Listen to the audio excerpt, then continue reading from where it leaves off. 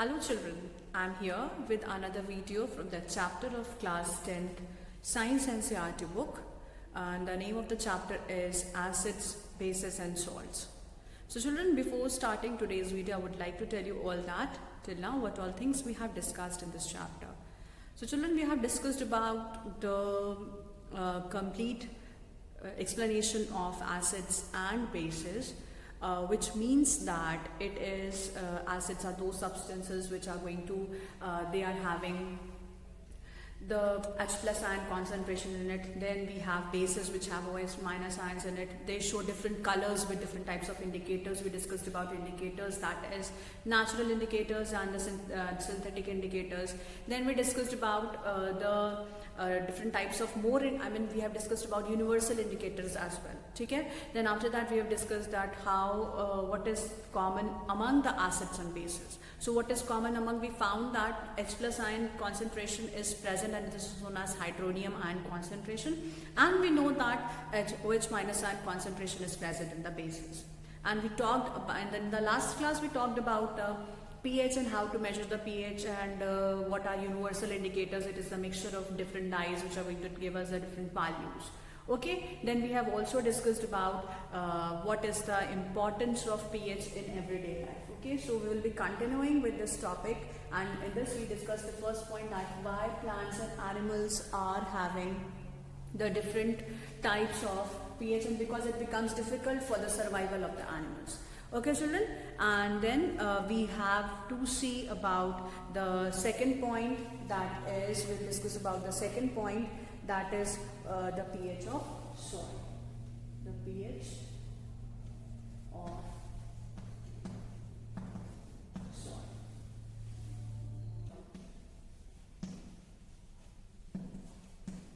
pH of soil क्यों हमें major करना है? pH of soil हमें इसीलिए मेजर करना है ताकि plants for healthy growth of plants. ठीक है, for healthy growth of the plants हमको ये पीएच का वैल्यू मालूम होना चाहिए कि सॉइल का कैसा पीएच है. अगर ज़्यादा पीएच है या कम पीएच है तो दोनों ही कंडीशन में प्लांट्स ग्रो नहीं कर पाते हैं. अब हम पीएच नापेंगे कैसे सॉइल का? Will use one activity. The first point of this activity is put about 2 grams of soil in a test tube. We will take a test tube.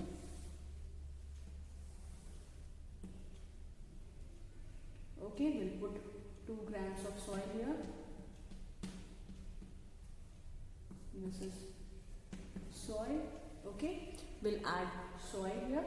Then what we are going to do, we are going to add 5 ml of water in it. We'll add 5 ml of water in it. ठीक है, we'll be adding water. It is going to mix and will make the solution. Even solution पूरा dissolve तो होगा नहीं, but solution में कुछ तो थोड़ा सा कंटेंट इस सॉइल का आ जाएगा वाटर में. ठीक है, now what we'll do, we'll filter the contents using the filter paper. So we'll just extract the water from this. Take out water in another test tube. और कुछ भी कंटेनर हो सकता है. अगर टेस्ट ट्यूब में लेना है तो टेस्ट ट्यूब में ले लीजिए, दूसरे टेस्ट ट्यूब में जिसमें आप फिल्टर कर चुके हैं. So will take a test tube.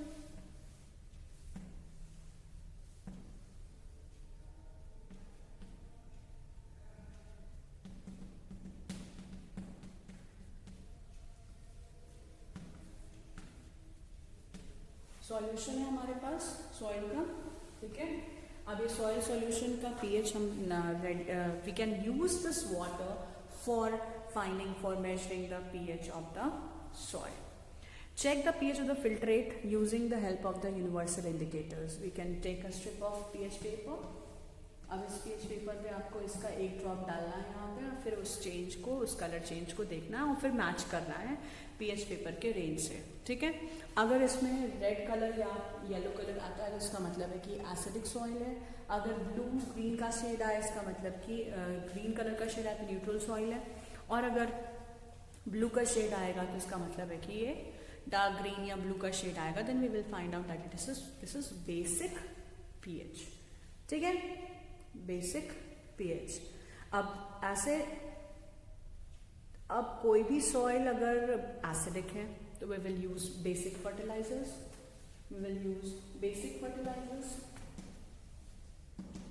Acidic soil है तो बेसिक फर्टिलाइजर्स यूज करेंगे,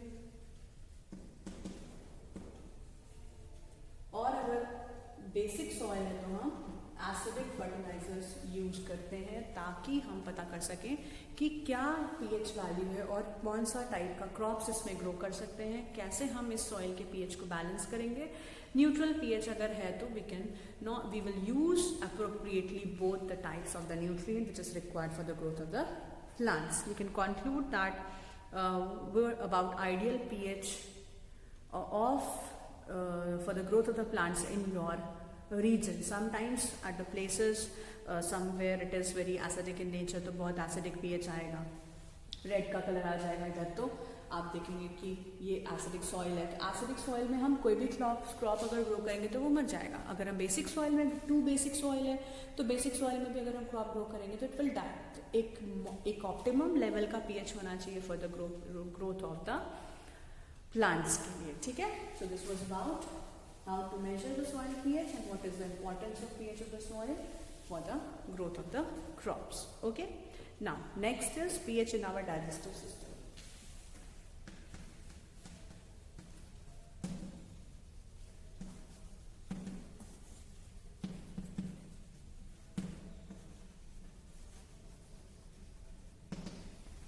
pH in our digestive system, ठीक है।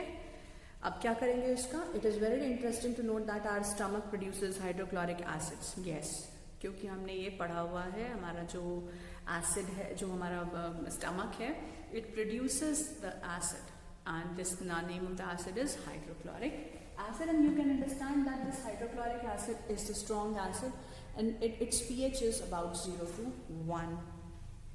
अब इतना स्ट्रॉन्ग एसिड हमें चाहिए अपने बॉडी में, कुछ देर के लिए प्रोड्यूस भी हो रहा है, और ये क्यों प्रोड्यूस हो रहा है? ताकि हमारे जो भी जर्म्स हैं, जो भी पार्टिकल्स हैं, वो पार्टिकल्स खत्म हो सके फूड में से, ठीक है, फॉर किलिंग द बैक्टीरिया और the germs in the food which we intake, ठीक है। जो हम खाते हैं खाना, उसमें अगर कोई भी बैक्टीरिया प्रेजेंट है या फिर कोई भी जर्म्स प्रेजेंट है जो हमारी बॉडी के लिए हार्मफुल है, मैक्सिमम जर्म्स मर जाते हैं। कुछ जर्म्स अगर बच जाते हैं तो वही प्रॉब्लम क्रिएट कर देते हैं, बाद में तबीयत खराब हो जाती है लोगों की, ठीक है। आगे, it helps in the digestion of the food without harming the stomach. Why? Again, the reason is that our stomach contains the lining of the mucous membrane, which is going to protect us from the different types of the diseases, ठीक है। तो अभी अगर disease from the ये जो mucus membrane है, ये हमारे HCl से बचाती है। अगर हम सिर्फ HCl प्रोड्यूस होता रहेगा, म्यूकस मेम्ब्रेन नहीं होगी, तो it is going to corrode the walls of the stomach. क्योंकि अगर एसिड, HCl जैसा एसिड अगर कहीं पर भी किसी भी चीज पर पड़ेगा तो वहाँ वो पूरा जल जाएगा, ठीक है। अगर आप समझ लो, अगर आप एसिड्स आपके स्टमक में रिलीज हो रहा है और अगर उसे प्रोटेक्ट करने के लिए कोई दूसरी चीज नहीं है, so what would happen? It is going to corrode the walls of the stomach, क्योंकि कुछ और है नहीं आसपास, only the stomach wall is there which is going to corrode that particular organ of your body, ठीक है। इसी को हम बाद में एसिडिटी, अल्सर्स का जो फॉर्मेशन हो जाता है वो इसी वजह से हो जाता है, ठीक है। आगे, during indigestion the stomach produces too much acid and it causes pain and irritation. To get rid of the pain, people also use antacids. तो इसको हम खत्म करने के लिए, एसिडिटी को खत्म करने के लिए हम क्या यूज करते हैं? Basic solution. अब एसिड है तो उसे खत्म करने के लिए हम बेस का यूज करते हैं, और बेस यहाँ पर स्पेशल क्वालिटी के बेसिस होते हैं, उनको हम बोलते हैं antacids. It is going to relieve the acidity. It relieves acidity.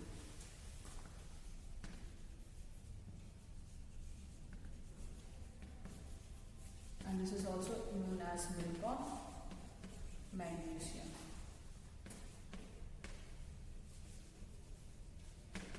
This is Mg2h2. So the group of the substances which helps in relieving the acidity of the stomach is known as milk of magnesia. This is known as antacids, and these antacids are relieving the acidity called and the main antacid which is used for this purpose is milk of magnesia, which is MgOH twice. Okay, these antacids neutralize the excess acid which is present in the body, and it is often used, the milk of magnesia is used for this purpose. This is a base and mostly यही use किया जाता है. आप कोई भी brand उठा करके देख लेंगे, इसमें मेन प्रोडक्ट क्या है, मिल्क ऑफ मैग्नीशिया का ही प्रोडक्ट होता है. कहीं कहीं पर ये मिल्क ऑफ मैग्नीशिया के नाम से ही मार्केट में अवेलेबल है.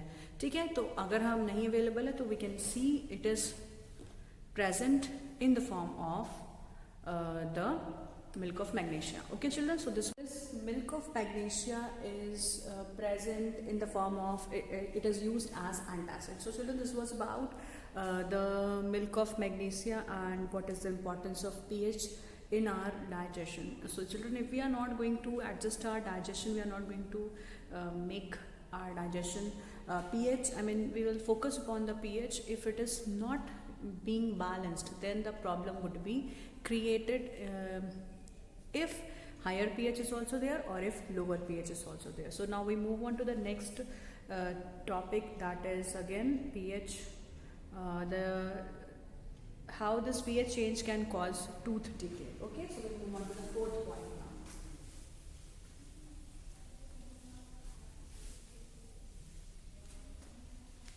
Fourth point. So we move on to the fourth point, that is how pH change is causing the tooth decay.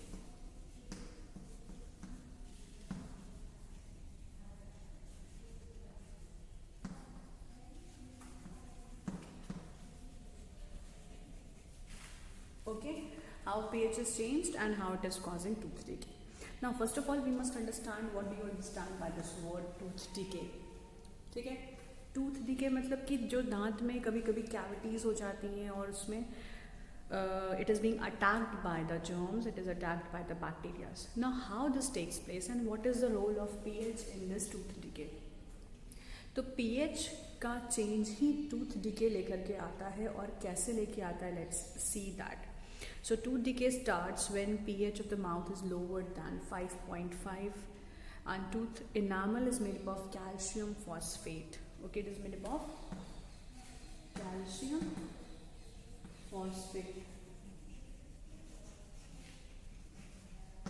It is being made from calcium phosphate and this is the hardest substance.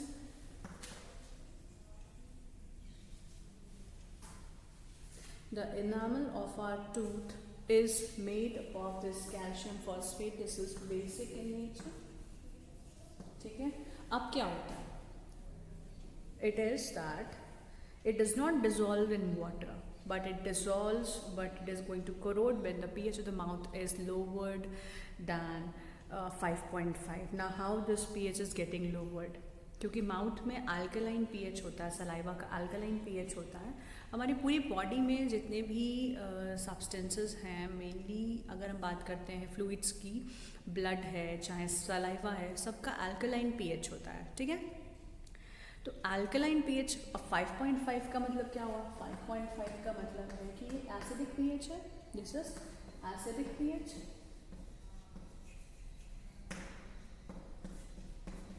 अब ये acidic pH होने की वजह से क्या होता है कि ये एसिडिक पीएच अगर आ गया तो एसिडिक पीएच, अब यहाँ सवाल आता है कि ये एसिडिक पीएच बनेगा कैसे माउथ में. तो इसका सबसे बड़ा कारण है bacterias. These bacteria are responsible for lowering the pH of the mouth. How these bacteria are going to lower the pH of the mouth? Let's see. So whenever we are going to eat something, sugar which contains sugar in it, or like chocolates or sweets, so what happens?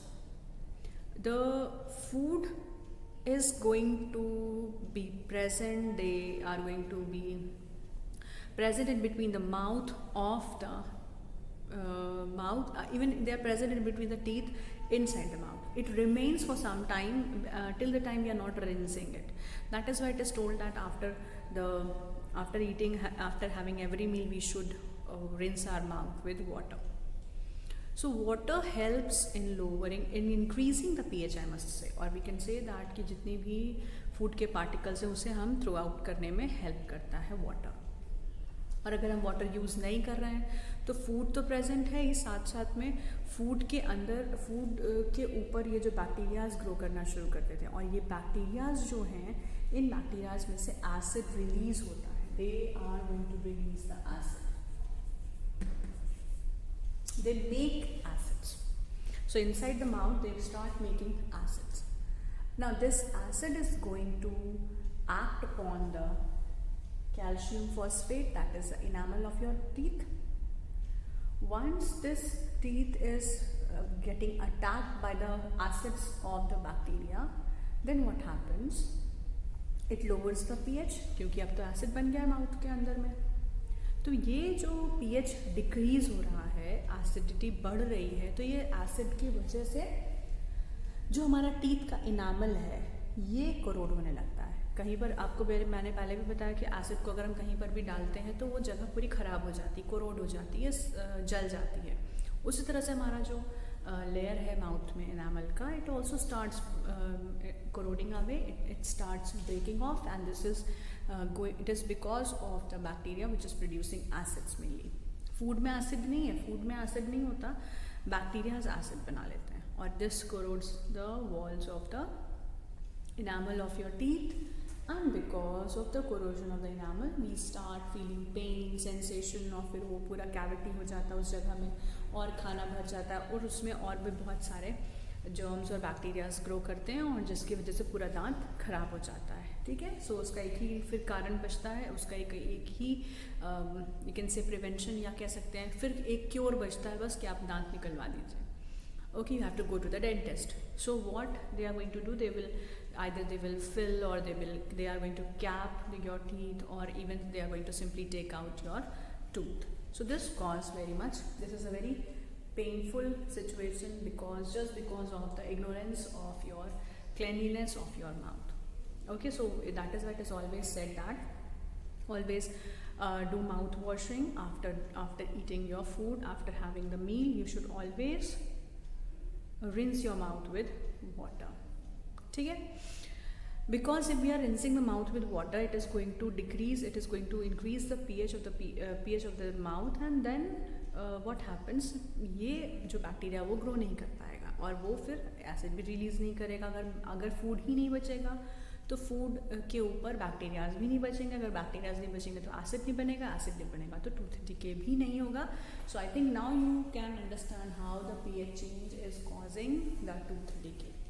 अच्छा, और तरीके भी हैं, अभी I just tell you कि हमें इस treatment के लिए क्या करना होगा. Tooth decay starts when pH of the mouth is lowered than 5.5.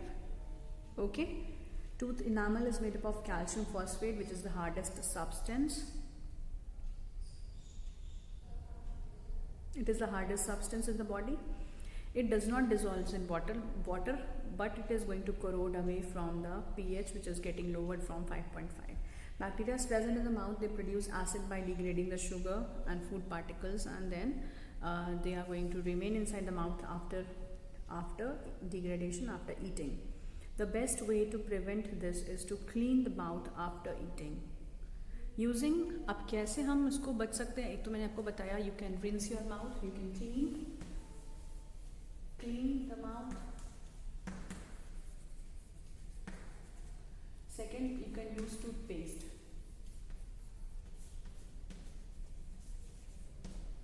You can use toothpaste. ठीक है. अब टूथपेस्ट यूज करते हैं, टूथपेस्ट में क्या होता है, उसमें बेस होता है. फाइन. यहाँ टूथपेस्ट में अगर बेस है तो बेसिक सब्सटेंस एसिड के साथ जब भी रिएक्ट करेगा तो उसे न्यूट्रलाइज कर देगा. हमने न्यूट्रलाइजेशन रिएक्शन में पढ़ा हुआ है, when acid reacts with base it is going to neutralise the effect, and this is known as neutralisation reaction. Here also the same neutralisation reaction is taking place, where inside the mouth the pH is increased, having 5. This is being lowered, having 5.5 of pH, and then if we are brushing with the toothpaste, it is going to be a base and it is going to give rise to it is going to neutralize the effect of the acid, and our tooth would be they would be safe. Okay, then next thing, the next example of pH change or the importance of pH in life is self defense by animals and plants through chemical warfare. ठीक है, ये बताते हैं इसमें क्या होता है. आपने अभी पीएच चेंज के बारे में देखा, सॉइल में क्या एक्टिविटी है, प्लांट्स और एनिमल्स भी सेंसिटिव होते हैं पीएच को लेकर के, और ह्यूमन बॉडी का भी पीएच ऐसा है जो हमेशा अल्कलाइन पीएच पे वर्क करता है ज़्यादातर. अभी आपने देखा कि पीएच चेंज होने की वजह से टूथ डिके भी हो जाता है. ठीक. Similarly, the last point says there is a self defense of animals and plants through chemical warfare. This is self defense. Self defense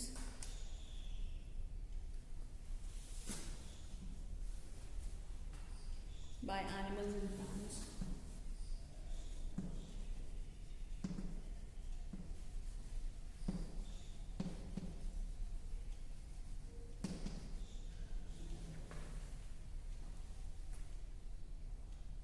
by chemical warfare.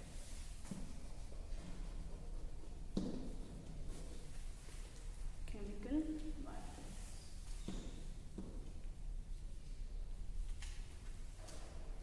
ठीक है, अब देखते हैं कैसे chemically they are going to defend themselves. ठीक है, यहाँ पे यही बता रहा है कि जो भी पीएच है, पीएच के ऑल्टरेशन की वजह से ही कुछ ना कुछ अपने आप को बचाते हैं, चाहे वो एनिमल्स हो चाहे वो प्लांट्स हो. ठीक है, तो एनिमल्स में हम बात करते हैं बहुत बड़े एनिमल्स की, बहुत छोटे छोटे एनिमल्स हैं जिनको हम इंसेक्ट्स कहते हैं. आपने देखा है कि हनी बीज जो हैं वो इंसेक्ट हैं, और इंसेक्ट ये ऐसे insect they are going to sting. Okay, there are some other insects also which is going to sting, like ants. They are very tiny creature, but if they are going to bite you, you always feel very much pain. That is also painful, and it is also causing irritation, itching, swelling is being caused. ठीक है, तो अब क्या करना है, ये self defence ही तो है एनिमल्स और प्लांट्स का. अपने आप का सेल्फ डिफेंस है, अपने आप को बचाने का काम करते हैं. क्या बचाने का काम करते हैं, कैसे बचाने का काम करते हैं? Have you ever you have been stung by honey bee? So bee sting leaves and leaves. I mean, this whenever the bee is going to sting, it is going to inject some solution in the blood, which cause irritation in the skin. In the skin even, I must say, not even in the blood. वो तो skin के अंदर में बस जाएगा और वहीं पर वो पूरा लोकली इन्फेक्ट करता है, और फिर तुरंत स्वेल हो जाएगा, हाथ रेड हो जाएगा, इचिंग होगी, पेन होगा. क्यों होता है ऐसा? क्योंकि जो हनी बी स्टिंग करती हैं उनके स्टिंग के अंदर एसिड प्रेजेंट होता है. And the name of the acid is this is sometimes it is different types of acid. Here it is given as nettle leaves होती हैं. इसी तरह से नेटल लीव्स में भी मेथेनोइक एसिड प्रेजेंट होता है. ठीक है, कभी कभी जो एसिड होता है वो बहुत ज़्यादा खतरनाक भी हो सकता है. बहुत लोगों को इन सब चीज़ों से एलर्जी होती है. They are going to get a very I mean खूब बहुत ढेर सारा रिएक्शंस हो जाता है उनके स्किन पर. ठीक है, इट कॉज बर्निंग सेंसेशन, और कुछ पैचेस हो जाएंगे रेड कलर के, और वो it is going to cause burn, it is going to cause a severe pain, and even sometimes the person need to get the special attention of the doctors even. ठीक है, so we have to neutralise that particular acid. We have to find out something which is going to neutralise that particular acid. अब क्या आप करोगे? अब हनी बीज को मैंने बताया जो स्टिंग होती है,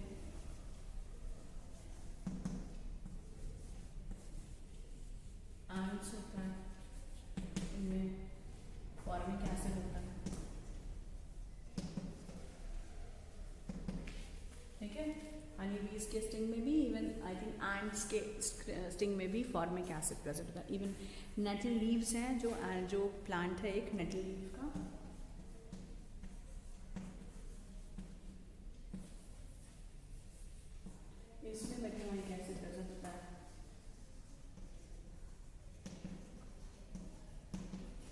अब ये सब एसिड्स हैं। इन एसिड्स के जो भी इफेक्ट है, उस एसिड के इफेक्ट को न्यूट्रलाइज करने के लिए हमें बेस चाहिए। Base is required, so a mild base of baking soda is being taken. So here baking soda is taken. So baking soda is going to help. It is a mild base. This is going to be rubbed. थोड़ा moist करके इसको rub किया जाता है skin पर, और जैसे ही हम स्किन पे rub करते हैं ये जो डंक है वो निकल जाता है, जिसको हम कहते हैं स्टिंग है। स्टिंग न्यूट्रलाइज हो जाती है। ठीक है, स्टिंग न्यूट्रलाइज हो जाती है क्योंकि एसिड था, तो एसिड को हम बेस से ही न्यूट्रलाइज कर सकते हैं। अगर हम बेस से न्यूट्रलाइज नहीं करेंगे तो इससे फिर से कुछ ना कुछ प्रॉब्लम आती है, और फिर उसके बाद दोबारा अगर बहुत ज़्यादा प्रॉब्लम बढ़ जाती है then we need to see to a doctor. Okay, since it is the mild base that is baking soda and it is used on the tongue area, which gives relief. Okay, it gives relief. Fine.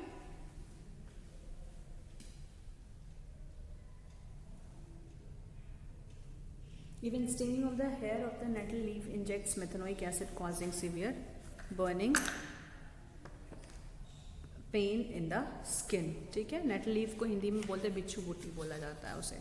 अब nettle leaf एक herbaceous plant, it is a herbaceous plant, and even dog plant भी इसको बोलते हैं कहीं कहीं पर। Okay, so nettle is a herbaceous plant which grows in the wild. Its leave are going to have stinging hairs which is going to cause painful sensation. It causes sting and which is going to be touched accidentally. कोई जानबूझ के touch नहीं करता, but still if it is being touched, it cause pain sensation. Itching होती है बहुत ज़्यादा वाली। ठीक है, so it is going to be neutralized with some other plant. एक उसका yes, इस नेटल लीफ के लिए इलाज भी उसी के आसपास ही होता है। ऐसा कहते हैं कि नेटल लीफ के एक जो उसके स्टिंगिंग हेयर्स होते हैं, स्टिंगिंग हेयर है, उसको ख़त्म करने के, उसको न्यूट्रलाइज करने के लिए डॉग प्लांट का यूज़ किया जाता है। ओके, तो डॉग प्लांट को भी का यूज़ करके हम इसको न्यूट्रलाइज कर देते हैं स्किन के इस नेटल लीफ के स्टिंग को। तो nettle leaf it is due to the methanoic acid which is secreted from them. The traditional remedy by rubbing the areas with the leaf of the dog plant, which also is going to grow beside the nettle leaf in wild. Can you guess the nature of the dog plant? Again, it is basic in nature. Nettle leaf को अगर आपको naturally ख़त्म करना है तो उसके लिए dog plant का हम use करते हैं। It is being utilized.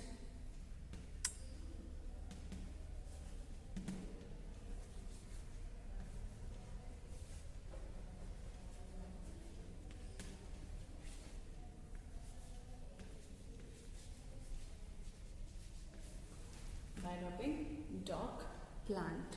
Okay, तो डॉग प्लांट एक उसी के पास वाइल्ड में ग्रो करने वाला एक प्लांट है जो कि हमेशा इसको जो नेटल लीफ के स्टिंग है उसको ख़त्म करने के काम में आता है। ठीक है, तो ये नेचुरल रेमेडी हम कह सकते हैं। Next time you can look for accidentally you can touch the nettle leaves by while you are trekking, you are aware of the effective traditional method at this stage. Okay, अब even and sting में भी methanoic acid present होता है, दोनों में methanoic acid है। यहाँ मैंने लिखा फॉर्मिक एसिड, तो बी में कहीं कहीं पर फॉर्मिक एसिड, कुछ बीज हैं जिनमें फॉर्मिक एसिड प्रेजेंट होता है। Even in and also methanoic acid is present. ठीक है, मेथनोइक एसिड दोनों में है। ऐसे ही विनेगर है, एसिटिक एसिड है, जिसको हम नेचुरली जिसको हम बोलते हैं विनेगर है, उसको हम बोलते हैं एसिटिक एसिड केमिकली। ऑरेंज है जो फ्रूट, उसमें कौन सा एसिड प्रेजेंट है? सिट्रिक एसिड प्रेजेंट है। ठीक है, ऑर्गेनिक एसिड है ये। टैमरिंड में कौन सा एसिड प्रेजेंट है? टार्टरिक एसिड प्रेजेंट है। टमेटो में कौन सा एसिड प्रेजेंट है? ऑक्सैलिक एसिड प्रेजेंट है। सिमिलरली सार मिल्क है अगर, या कर्ड है, तो उसमें कौन सा एसिड प्रेजेंट है? उसमें लैक्टिक एसिड प्रेजेंट है। The next is lemon. It has citric acid in it. Ant sting and nettle sting, दोनों में ही मेथनोइक एसिड प्रेजेंट होता है। Okay children, so we saw that pH का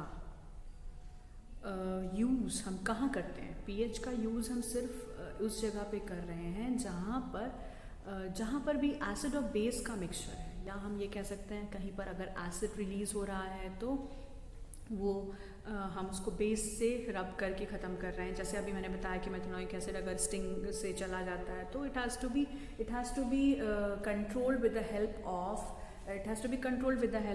the methanoic acid, it has to be controlled with the help of the base. So this nettle leaf, हाँ मैं बात कर रही थी कि मैं पीएच का चेंज हमेशा हम वहाँ पर देख रहे हैं जहाँ पर एसिड को कहीं पर एसिड या बेस प्रोड्यूस हो रहा है। अगर एसिड या बेस प्रोड्यूस नहीं होगा तो फिर हम कैसे भी अगर हमको उसे न्यूट्रलाइज करना है तो हम न्यूट्रलाइज नहीं कर पाते हैं। ठीक है, तो न्यूट्रलाइज करने के लिए इम्पॉर्टेंट है कि पीएच का अंडरस्टैंडिंग हमें होना चाहिए। जहाँ पर एसिड अगर रिलीज हो रहा है तो हम बेस से न्यूट्रलाइज करेंगे, अगर बेस बन रहा है तो एसिड से हम न्यूट्रलाइज करेंगे। ठीक है, एसिड से हम न्यूट्रलाइज करेंगे। Fine, so this was about the pH change and in this if we can solve some even questions also related to this. What does the effect of concentration of H plus ions is there on the nature of the solution? So we can say that H plus ions का concentration जो है वो हम pH के use पे हम पढ़ चुके हैं, और इसी में हमने देखा था कि अगर H plus ions बहुत ज़्यादा हैं तो pH बहुत कम होगा, अगर OH minus ions ज़्यादा है तो pH ज़्यादा होगा। या हम एसिडिटी और बेसिक सब्सटेंस का भी कैटेगराइज कर सकते हैं। H प्लस आयन्स अगर ज़्यादा है तो एसिडिक सॉल्यूशन है, अगर OH माइनस आयन ज़्यादा है तो बेसिक सॉल्यूशन है। ठीक है, तो ये सारी बातें हम बहुत डिटेल में जा चुके हैं इसमें अभी पूरे चैप्टर की। Okay, so will be meeting you all in the next video. Till then you can solve the questions and you can ask your doubts in your online class. Okay children, so that's all for today's video.